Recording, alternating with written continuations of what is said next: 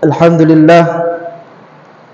لله الذي أسرى بعبده الليلة من المسجد الحرام إلى المسجد الأقصى الذي باركنا حوله لنريه من آياتنا إنه هو السميع البصير.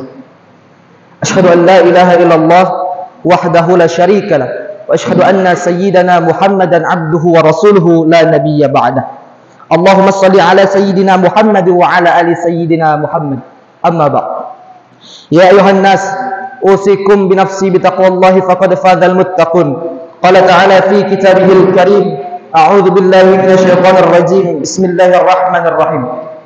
يا أيها الذين آمنوا اتقوا الله حق تقاته ولا تموتن إلا وأنتم مسلمون. Sadaqallahul azim. Masyarakat muslimin, sidang salat Jumat yang berbahagia, marilah pertama-tama kita untuk memanjatkan puja dan puji syukur kita atas rahmat dan nikmat dari Allah Subhanahu wa taala, yang mana Allah Subhanahu wa taala telah memberikan kita nikmat sehingga kita pada siang hari ini masih dapat bersama-sama berkumpul di dalam Masjid Asy-Syidhiqiyah yang kita cintai ini dalam rangka menunaikan salat Jumat secara berjamaah. Selanjutnya, salawat beriringkan salam marilah kita curahkan kepada junjungan kita, Nabi agung kita, yaitu baginda Nabi Muhammad sallallahu alaihi wasallam. Mudah-mudahan kelak kita di yaumil qiyamah mendapatkan syafaat dari beliau. Amin. Masyarakat muslimin, sidang Jumat yang berbahagia, adapun judul khutbah yang akan Al-Faqir bawakan pada Jumat kali ini yaitu yang berjudul tentang menyambut datangnya peristiwa Isra dan Mi'raj. Masyarakat muslimin rahimakumullah, marilah kita bersama-sama meningkatkan takwa kepada Allah Subhanahu wa taala dengan menjalankan perintah-perintahnya dengan ikhlas hati, hanya mengharapkan keridhaannya semata-mata tanpa dibarengi dengan pamrih atau riya maupun sum'ah. Juga takwa yang berarti meninggalkan larangan-larangannya atas dasar iman kepadanya. Hadirin yang dimuliakan oleh Allah Subhanahu wa taala, Allah Subhanahu wa taala menciptakan alam semesta dan seisinya ini adalah untuk kepentingan manusia. Dia mengatur kejadian yang ada di langit, di daratan dan di lautan untuk manusia juga. Disebabkan manusia menerima anugerah yang agung, yakni akal dan pikiran. Sebagai hamba Allah, kita diwajibkan berusaha untuk menjadikan kehidupan kita ini menjadi lebih baik. Namun di samping itu, kita juga diperintahkan untuk taat beribadah sebagai bukti penyerahan diri kita secara total kepada Sang Khalik, yaitu Allah Subhanahu wa taala. Saudara-saudara kaum muslimin rahimakumullah, kita semua sudah mengetahui bahwasanya bulan Rajab adalah bulan yang mulia karena di dalamnya ada peristiwa yaitu Rasulullah sallallahu alaihi wasallam Isra Mi'rajkan. Isra artinya diberangkatkan. Siapa yang diberangkatkan? Yang diberangkatkanlah ada Rasulullah sallallahu alaihi wasallam. Rasulullah sallallahu alaihi wasallam diberangkatkan oleh Allah Subhanahu wa taala pada malam hari dari Masjidil Haram di Makkah Al-Mukarramah hingga Masjidil Aqsa di Palestina. Allah Subhanahu wa taala berfirman dalam Al-Qur'an surah Al-Isra ayat 1 yang berbunyi: A'udzu billahi minasyaitonir rajim. Bismillahirrahmanirrahim. Subhanalladzi asra bi'abdihi laila minal masjidil haram ilal masjidil aqsa alladzi barakna haulahu linuriyahu min ayatina innahu huwas samiul basir. Yang artinya, Maha suci Allah yang telah memperjalankan hamba-hambanya pada suatu malam dari Masjidil Haram dan Masjidil Aqsa yang kami berkahi sekelilingnya agar kami memperlihatkan kepadanya sebagian dari tanda-tanda kebesaran kami. Sesungguhnya Dia adalah Allah yang Maha mendengar lagi Maha mengetahui. Selanjutnya, yang dimaksud dengan Mi'raj adalah berangkatnya Rasulullah sallallahu alaihi wasallam dari Masjidil Aqsa naik ke langit yang ketujuh hingga Sidratul Muntaha lalu ke Mustawa. Diriwayatkan oleh Zahri dan Urwah bahwasanya pada pagi hari setelah Rasulullah sallallahu alaihi wasallam di Isra Mi'rajkan, ketika peristiwa itu diceritakan kepada kaum kafir Quraisy, mereka kebanyakan tidak mau mempercayainya. Bahkan mereka membuat fitnah yang keras. Maka pergilah mereka ke Abu Bakar untuk memberitahukan kisah ini, apa yang telah dialami oleh Nabi Muhammad sallallahu alaihi wasallam. Mereka mengatakan, "Wahai Abu Bakar, teman Anda yang bernama Muhammad telah menjadi gila. Ia mengaku-ngaku telah pergi ke Baitul Maqdis, kemudian naik ke langit sampai ke Sidratul Muntaha dan kembali lagi sebelum waktu pagi. Adakah Anda mempercayainya?" Lalu Abu Bakar menjawab, "Kalau memang itu Muhammad yang berkata, maka aku mempercayai. Engkau percaya? Kata mereka. Abu Bakar menjawab dengan tegas, iya, aku percaya. Bahkan lebih dari itu pun, jika yang mengatakannya itu Muhammad, aku pasti mempercayainya dan itu pasti benar. Hadirin yang dimuliakan oleh Allah Subhanahu wa taala, dari peristiwa inilah kemudian Abu Bakar memperoleh gelar As-Siddiq yang artinya benar. Dari kisah tadi, maka kita dapat memahami betapa berat kenabian yang diemban oleh beliau. Di tengah-tengah beliau menghadapi orang yang ingkar kepada kebenarannya. Beliau masih harus memikirkan pengikut-pengikutnya yang masih tipis keimanannya, sehingga tidak mau mempercayai adanya peristiwa Isra dan Mi'raj ini.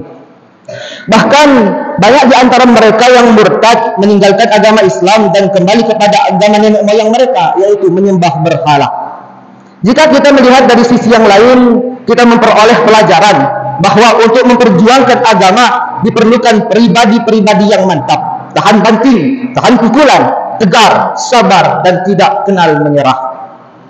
Mengenai hal ini, Allah Subhanahu wa taala menguji para pengikut beliau, apakah mereka bertambah beriman atau malah sebaliknya mereka menjadi murtad dan kembali kepada agama nenek moyang mereka.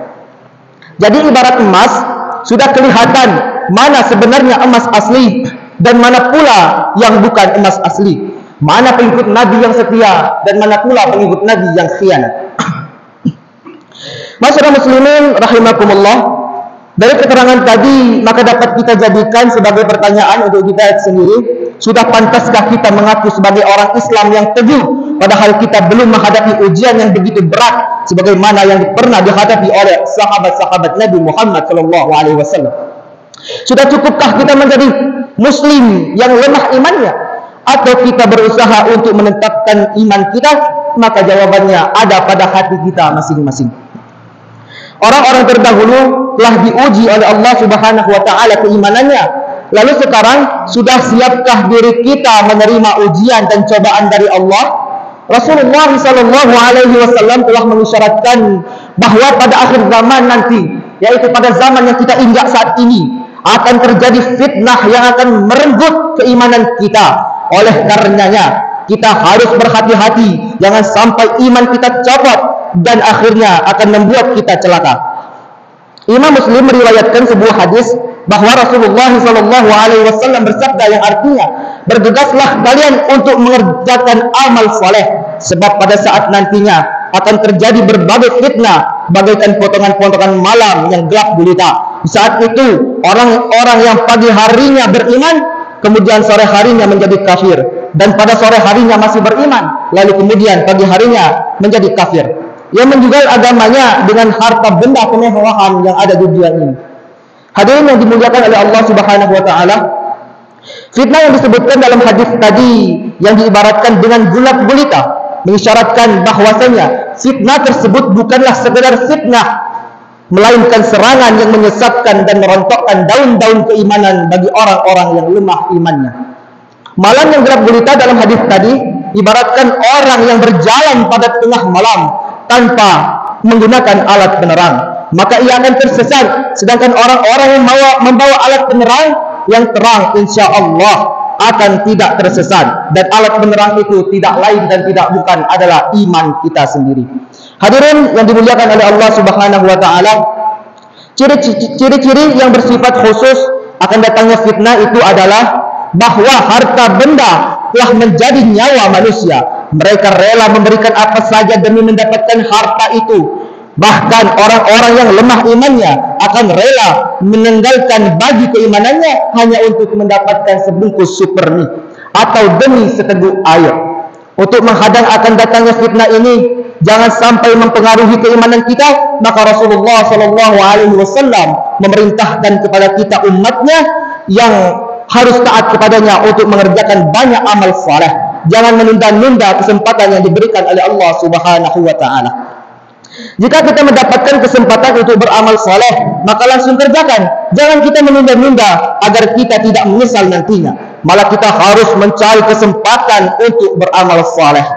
Hadirin sidang Jumat yang berbahagia, marilah kita mensyukuri setiap nikmat Allah. Sebab dengan datangnya bulan Rajab ini, kita mengingat kembali betapa Rasulullah SAW diangkat oleh Allah Subhanahu wa taala ke hadiratnya untuk menerima perintah salat 5 waktu ini. Sesungguhnya amat tinggi kedudukan ibadah salat ini jika dibandingkan dengan ibadah-ibadah yang lainnya seperti puasa, zakat, haji, dan seterusnya. Oleh sebab itu, kita harus benar-benar menjalankan ibadah salat dengan baik dan khusyuk sesuai dengan tuntunan yang telah diajarkan oleh Rasulullah SAW. Rasulullah SAW pernah bersabda dalam sebuah hadis yang artinya sebagai berikut: salat 5 waktu adalah tiang agama, dan barang siapa yang meninggalkan berarti ia telah merobohkan agamanya.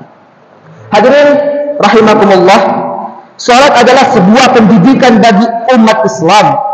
Kita harus menjadikan salat itu sebagai bagian dari kehidupan kita. Badan kita bersih dari hadas, pakaian kita bersih dari najis dan kotoran, jiwa kita bersih dari sifat tercerah dan syirik.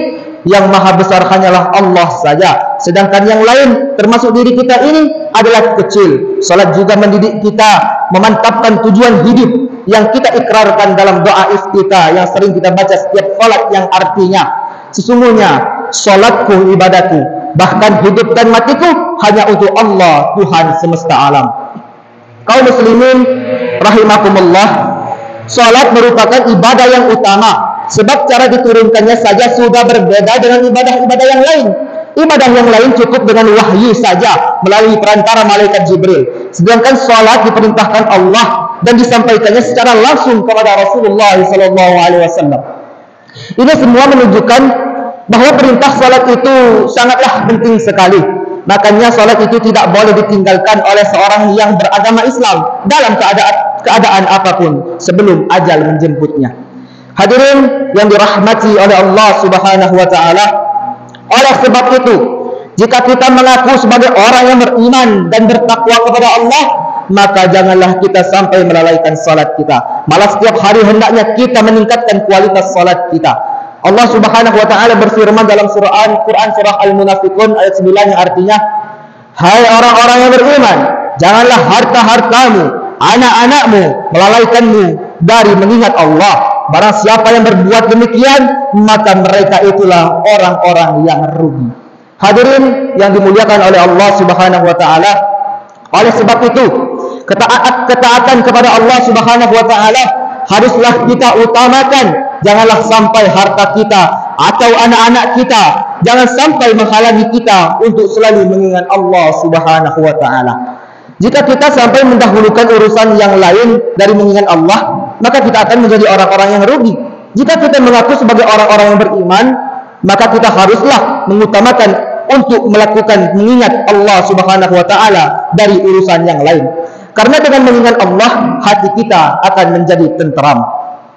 Kita berdoa kepada Allah Subhanahu wa taala agar Dia selalu menetapkan hati kita dalam agamanya dan selalu condong ke dalam urusan mengingatnya. Mudah-mudahan Allah Subhanahu wa taala menguatkan iman kita agar kita tidak terpedaya dengan bujukan-bujukan syaitan la'natullahi alaih yang menghalangi kita dari mengingatnya dan menyesatkan kita dari jalannya yang pada akhirnya akan menyeret kita ke dalam jurang kehancuran dan kebinasaan baik dunia maupun akhirat. Barakallahu li wa lakum fil Qur'anil azim wa nafa'ani wa iyyakum bima fihi minal ayati wa dzikril hakim wa taqabbal minna wa minkum tilawatahu innahu huwas samiul alim. Aqulu qawli hadza wa astaghfirullahal azim li wa lakum wa li sa'iril muslimin wal muslimat wal mu'minina wal mu'minat fastaghfiruhu innahu huwal ghafurur rahim.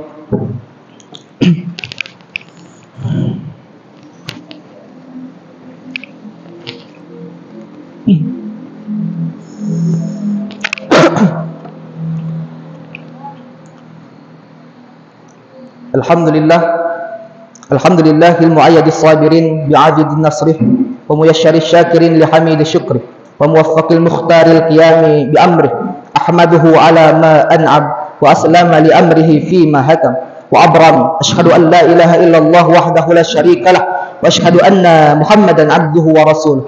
Allahumma salli ala sayyidina Muhammadin sallallahu alaihi wa ala alihi muntahad dhuhur salatan daiman bifala fana wala futur wa sallama tasliman katsira. Amma ba'd, ayuhan nas ittaqullah innallaha amarukum bi amri bada fihi bi nafsihi wa sanna bi malaikatihi wa ayyadil mu'minin min ibadihi faqala 'azza min qail innallaha wa malaikatahu yusholluna 'alan nabi ya ayyuhalladzina amanu shallu 'alaihi wa sallimu taslima.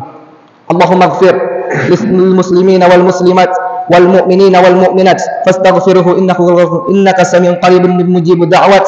Allahumma ighfir 'alaihim wa da'i adyanihim wa akhrijhum min dhiqi sujunihim ila sa'ati awtanihim wa la taj'alhum fitnatan lidh-dhalimin wa najjihim bi rahmatika minal qaumil kafirin.